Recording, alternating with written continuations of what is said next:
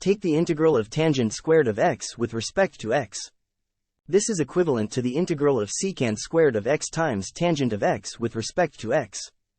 For the integrand tangent of x times secant squared of x, we'll use the substitution method. Let's set u equal to tangent of x, and do equal to secant squared of x dx. This simplifies the integral to an integral of u with respect to do. The integral of a function u is u squared over 2 colon. This is equal to u squared over 2 plus a constant. Substitute back u for tangent of x colon. This is the first step.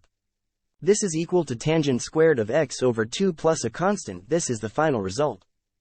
To rewrite the answer, use secant squared of x equals tangent squared of x plus 1. This is equal to start fraction tangent squared of x over 2 end fraction plus a constant. Rewrite this as start fraction secant squared of x over 2 end fraction minus 1/2 plus a constant. This is equal to start fraction secant squared of x over 2 end fraction plus a constant. The answer is start fraction secant squared of x over 2 end fraction plus a constant.